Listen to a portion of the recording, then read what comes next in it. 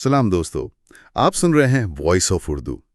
तो पिछली बार हम बात कर रहे थे कि ऑपरेशन मिडनाइट हैमर के बाद ईरान क्या कदम उठा सकता है।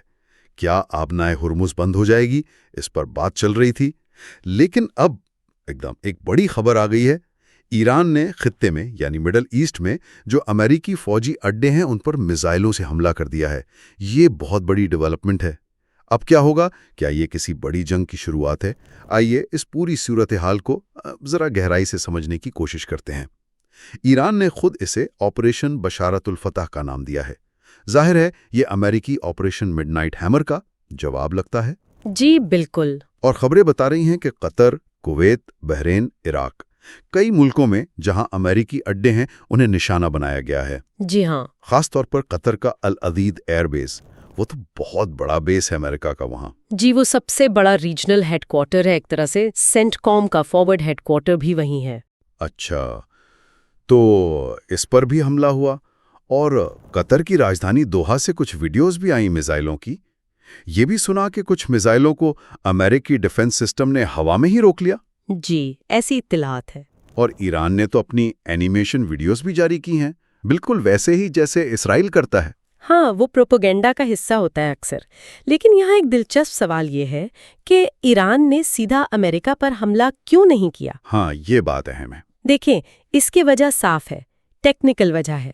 ईरान के पास फिलहाल ICBMs नहीं है। ICBMs यानी इंटरकॉन्टिनेंटल बैलिस्टिक मिसाइल्स, वो मिसाइल जो एक बर्रे आज़म से दूसरे तक मार कर सकें। ओह, अच्छा। उनका जो सबसे ताकतवर मिसाइल है सजील, वो भी ज्यादा से ज्यादा 2000 से 2500 किलोमीटर तक ही जाता है। बस इतना? हाँ, तो ये इजराइल तक पहुंच सकता है या आसपास समंदर में जो अमेरिकी बहरी जहाज हैं उन तक, लेकिन अमेरिका तक नहीं। सही। इसलिए जवाबी कार्रवाई उसी इलाके तक, मतलब रीजनल बेसिस तक महदूद रखी गई।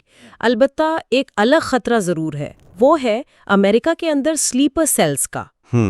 यानी छुपे हुए एजेंट्स का। जी, जो किसी हुकूम का इंतजार कर रहे हों, वो एक अलग बहस है। अच्छा, तो ये टेक्निकल मजबूरी भी थी कि हमला इलाकाई आड़ों तक रहा।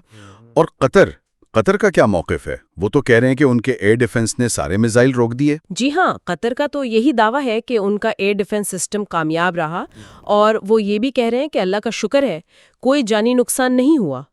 और ये भी कि अड्डा पहले ही खाली कर लिया गया था एहतियात के तौर पर। जी, ये बात भी कही जा रही है कि उन्होंने प्रिकॉशनरी इवैक्यूएशन कर लिया था। तो क्या ये वाकई दिफाई कामयाबी है या कुछ और है? देखिए, यहीं पर एक और बहुत अहम पहलू सामने आ रहा है। कुछ रिपोर्ट्स हैं, जैसे न्यूयॉर्क टाइम्स में ईरानी ज़राए का हवाला देकर एक खबर दी है। अच्छा, क्या? वो ये बता रही हैं कि ईरान ने हमले से कुछ घंटे पहले कतर को खबरदार कर दिया था।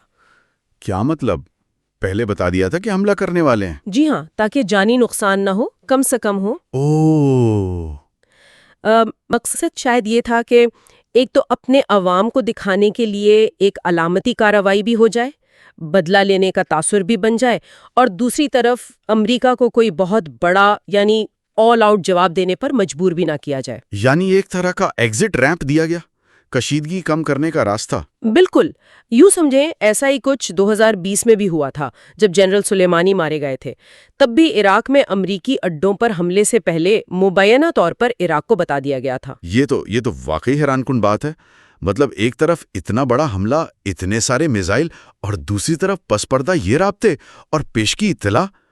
क्या ये सब एक तरह का फिक्स्ड मैच था? देखिए, फिक्स्ड मैच कहना शायद ठीक ना हो, लेकिन इसे मैनेज्ड एस्केलेशन जरूर कहा जा सकता है। मैनेज्ड एस्केलेशन यानी काबू में रखी गई कशीदगी। जी, लेकिन उसमें भी खतरा तो रहता ही है। अगर अमेरिका उसे सिर्फ अलामती ना समझे तो, खास तौर पर अगर ट्रंप जैसा कोई लीडर हो जो पहले ही ईरान में हुकूमत बदलने जैसी बातें कर चुके हैं। अगर खुदा ना खास्ता कोई अमेरिकी फौजी मारा जाता तो बात बहुत आगे बढ़ सकती थी। तब तो नेटो भी इन्वॉल्व हो सकता था। बिल्कुल, नेटो का आर्टिकल 5 लग सकता था, यानी एक इत्तहादी पर हमला, सब पर हमला। सही। और इस सारी कशीदगी में वो जो लाखों आम लोग हैं जो वहाँ काम करते हैं। जी, कतर, UAE, सऊदी अरब में बहुत बड़ी तादाद में हिंदुस्तानी, पाकिस्तानी, बांग्लादेशी, उनकी जिंदगियां तो खतरे में पड़ सकती हैं अगर मिसाइलों का मलबा गिरे या जंग फैले। यकीनन ये एक बहुत बड़ा इंसानी मसला है। اور چین اور بھارت جیسے ممالک تو پہلے ہی آبنائے ہارمز کو لے کر پریشان ہیں۔